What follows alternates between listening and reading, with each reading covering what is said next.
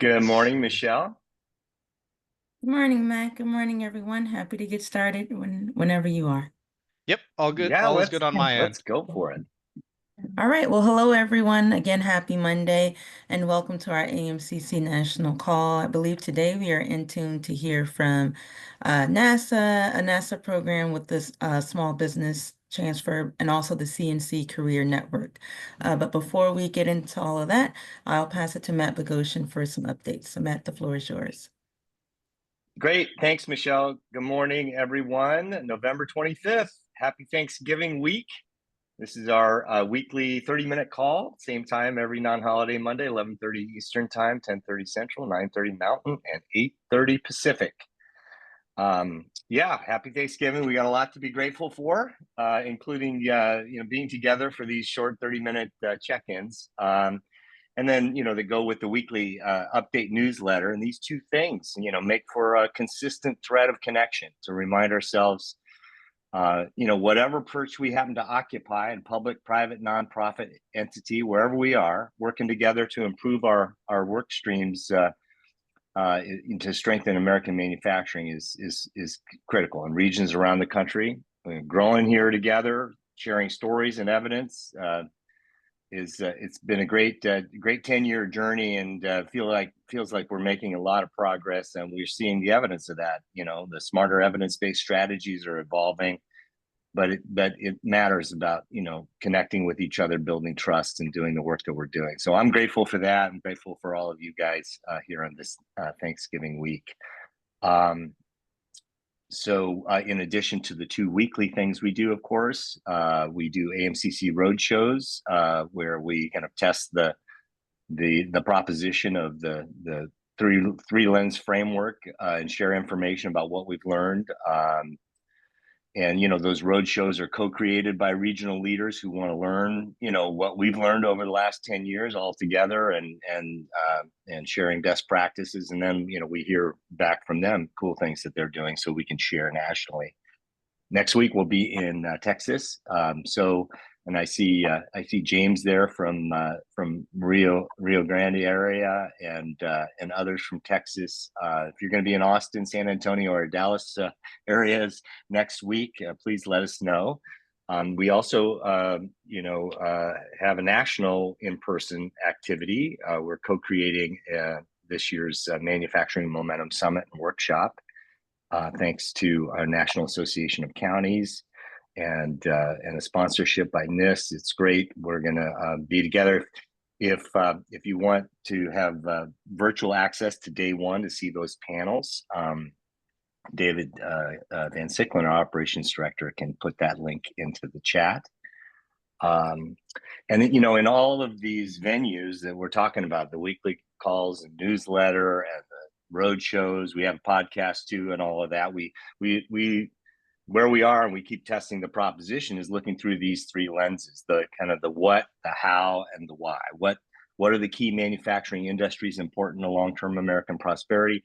How regional manufacturing communities can strengthen their ecosystems using the big six elements that we share over time, and then the why, our North Star of sustainable development and its component parts: economic equity, environment, and national security. So that's what we're doing. And as Michelle said at the outset, today we have a couple of speakers here to share some info that's important in looking through those three lenses. But before we do that, we're in the habit here of giving folks a chance to introduce or reintroduce themselves very quickly. So if you want to just say, hey, what part of the ecosystem you happen to be. It's great to see you, Jack, from the Lawrence Livermore National Laboratory on here again. If you haven't introduced yourself for a while, or if you're new, just raise your hand and say hello.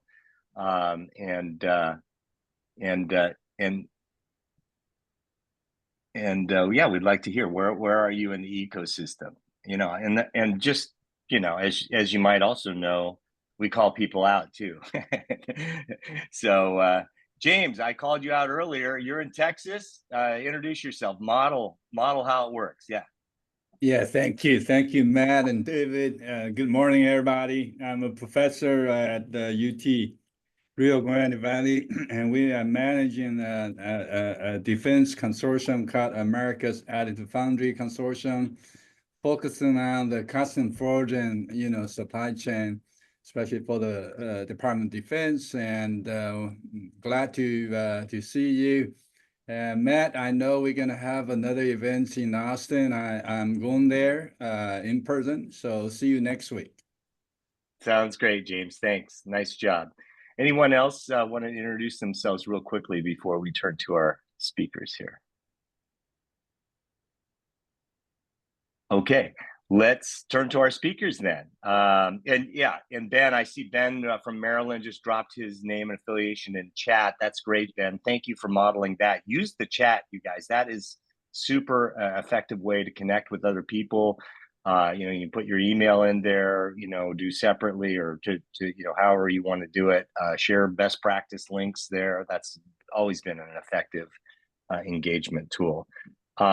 So yeah, we have first off, briefly from NASA, we have Program Executive Jason Kessler, who is going to talk about SBIR and STTR.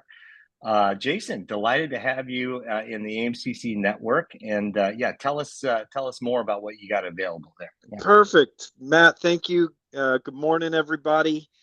Real pleasure to be here. For those not familiar, SBIR STTR is a congressionally mandated program for agencies that have large extramural research budgets to ensure small business is getting some of that money for technology development. It's very technology focused. I happen to lead NASA's version of that. It's roughly a $200 million a year award budget going to small business to enable NASA's missions to be executed. I'm particularly excited to be with you all here today because for the first time in our career, and SBIR has been around since the 80s, we are releasing our mainline solicitation, which will open in January, a month early. So we're going to be sharing the topics that we are going to be seeking solutions for next Monday, December 2nd. All our requested technology gaps will be shared there. And then the week of December 9th, we are going to be hosting Ask Me Anythings around our technology focus areas. So not only will people have a month to take a look at our solicitation, we're going to have hour-and-a-half sessions with our subject matter experts where people can ask questions.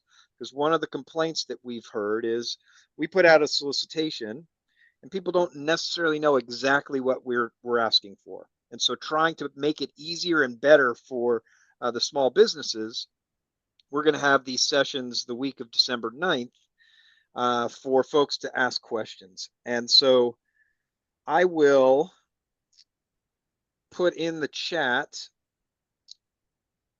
the link that you can find more information about our Ask Me Anythings.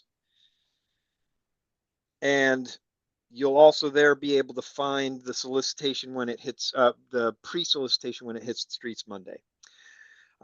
So your community is critical for our small businesses to be able to start to scale and to be able to get flight hardware that will actually be considered for missions. And so it's a real pleasure to be connected to your community. I hope this is the beginning of a long relationship.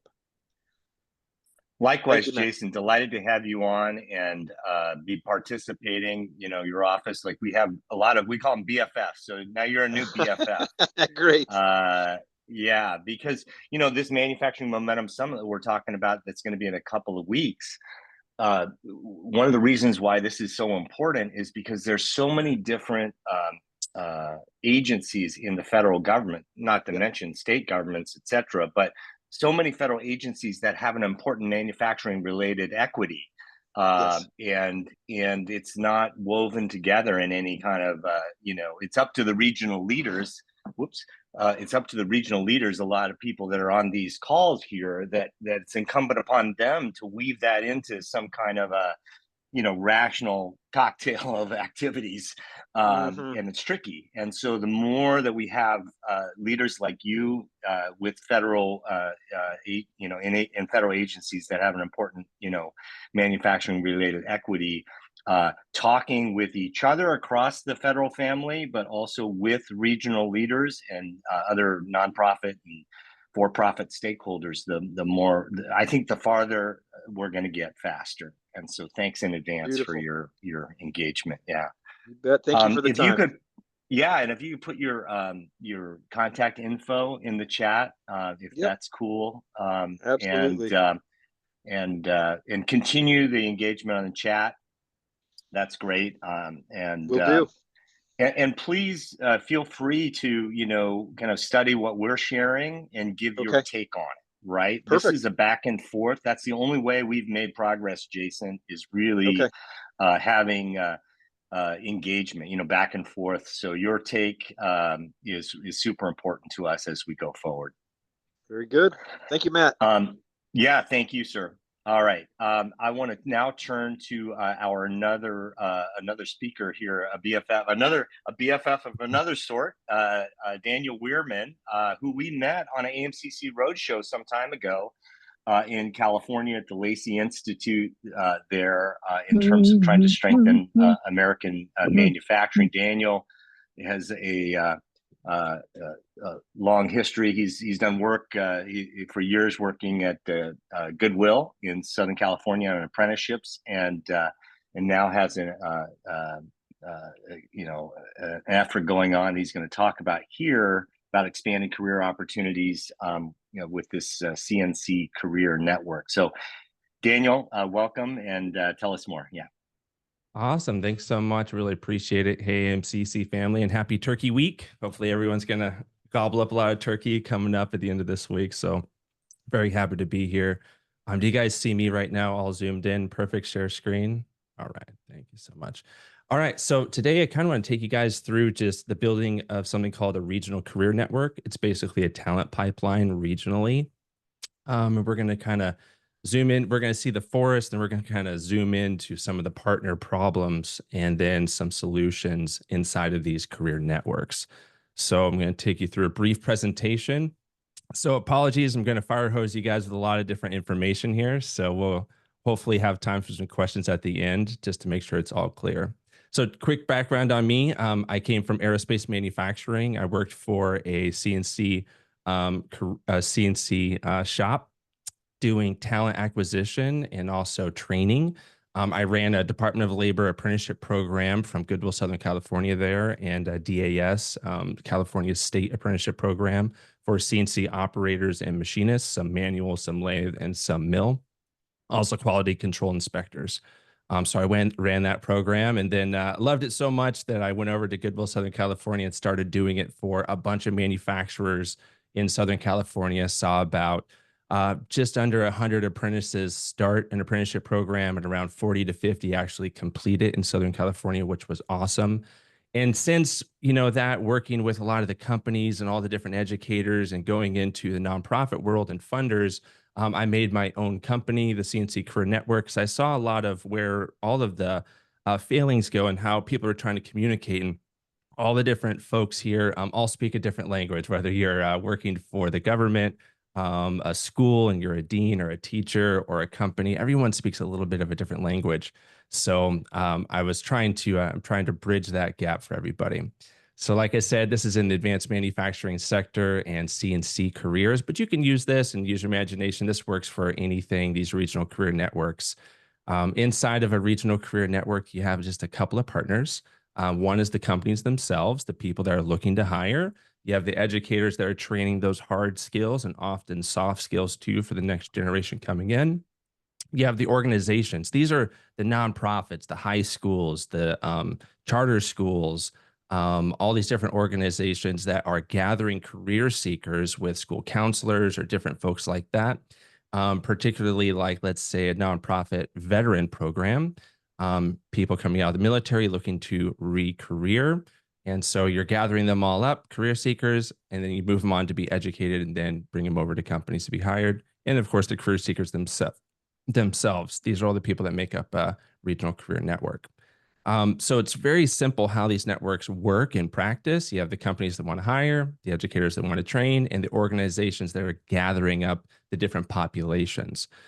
When you're building these networks, it's very important that you bring along tools to each one. So with companies, you can bring in apprenticeship programs, you can build in upskill training matrices from the Toyota Talent books, you can bring in learning and teaching environments and just efforts to try to bring up their upskill training programs at the local companies. And the educators, you're bringing them tours from local companies.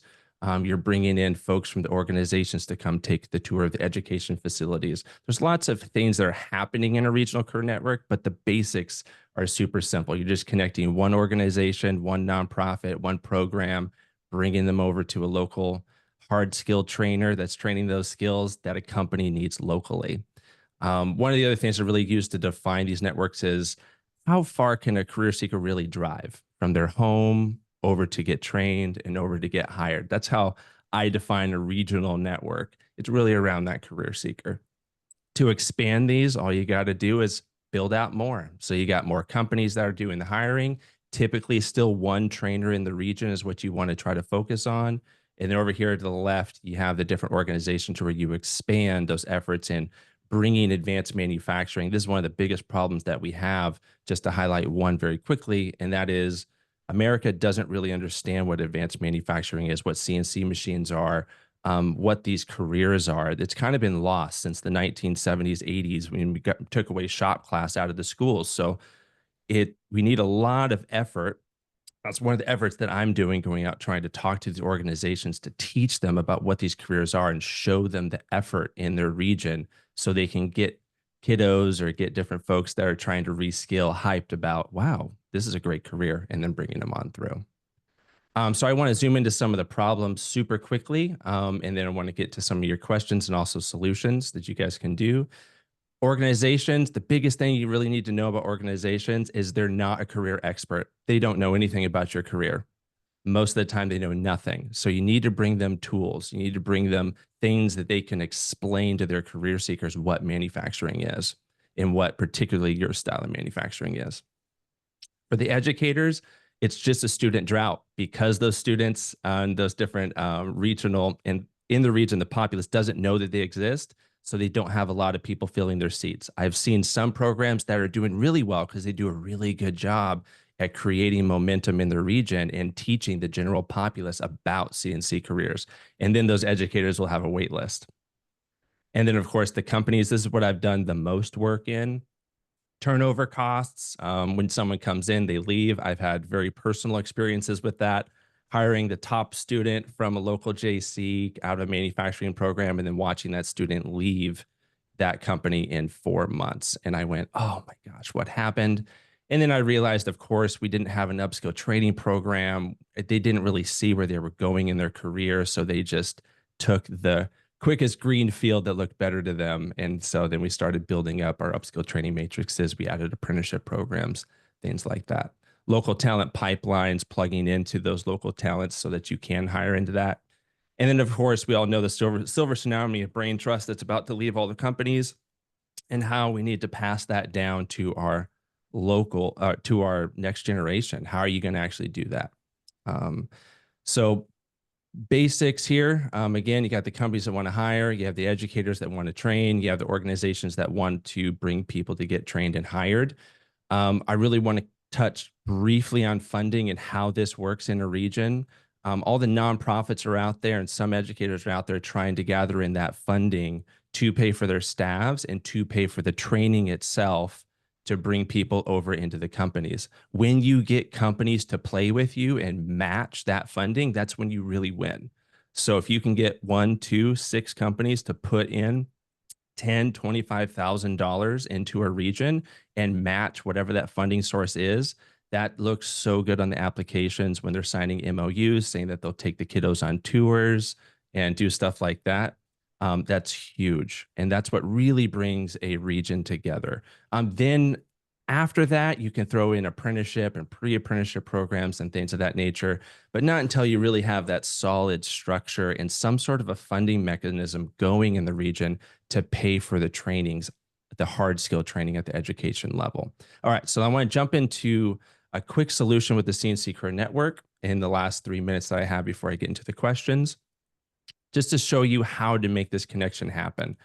So over at cnccareernetwork.com, I want to zoom into the career seekers. The organization, the educators, and the companies get put in the background of this, but the career seekers need something at the forefront, something that they can see tangibly and understand what this career is and get informed. Where do they go get trained? Where do they go get hired? They don't need the minutia of all the different connection of the network in the background. They just want something simple, a little step by step.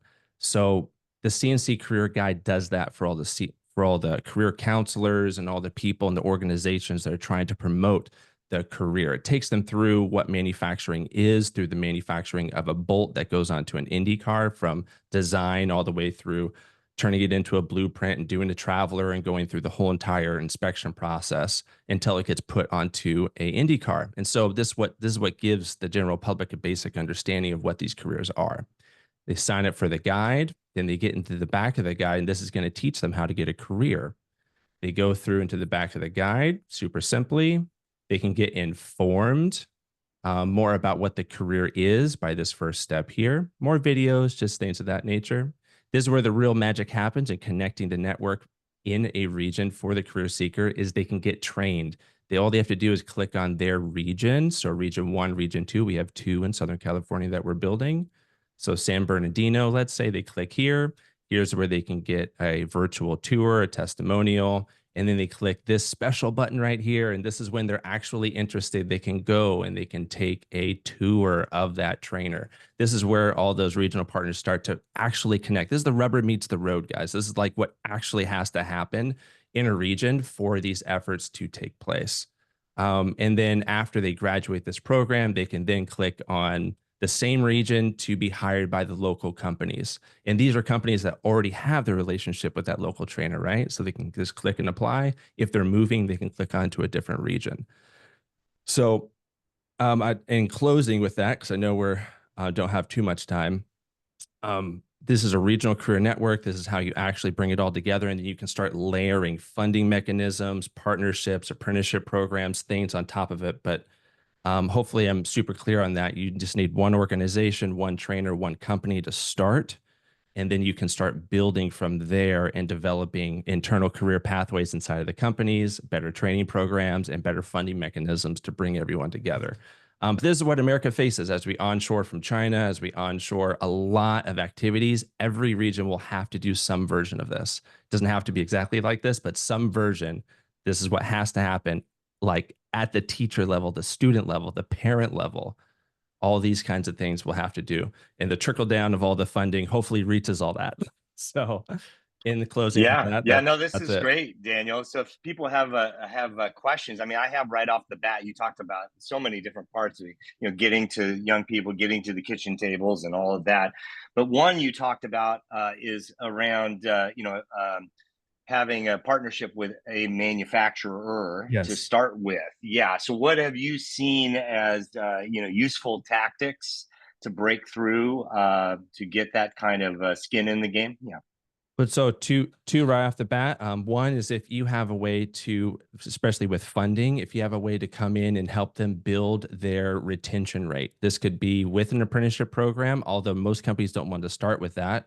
Just some sort of an upskilling internal program, right? So you can bring that to them for free. It's just skin in the game, time in the game. That's all they have to do to connect to that. The other easiest one, the super easiest one, is when you already have the school, the people that are graduating from that school, and you can just bring the company some participants, some people that are graduating that they may want to hire. That's the super easy one, because then you just connect right to their HR.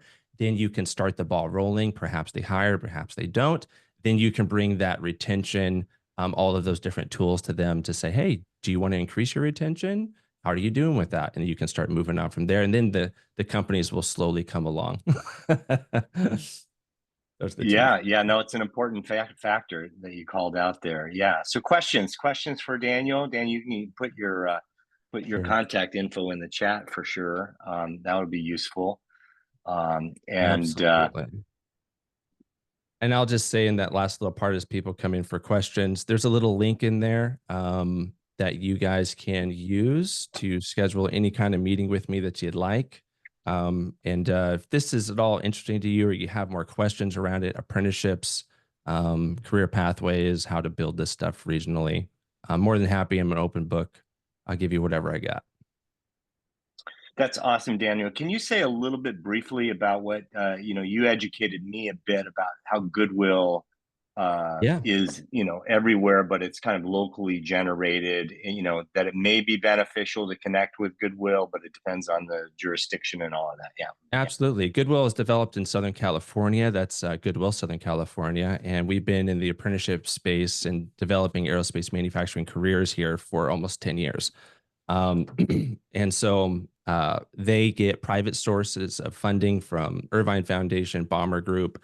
Our particular program does not get state or federal funding, although we've attempted to do that, but we like more of the private sources because you can do more creative things like this.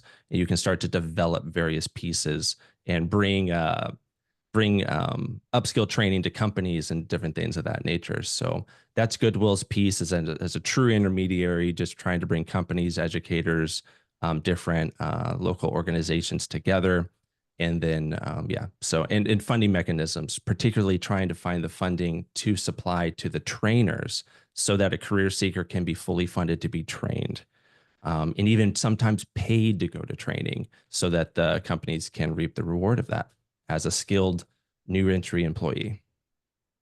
Well, thank you for being a BFF and adding so much value to this ecosystem of support, Daniel. Your long experience and energy is well received. So I think we're just about at time. Again, sincere happy Thanksgiving to everyone. Let me turn it back to you, Michelle. All right. Thank you so much, Matt. And echoing what Matt said, wishing everyone a happy Turkey Day and hopefully a lovely and restful break. And we will see you all back shortly. Thank you so much and enjoy. Thank you. Bye-bye. Bye all.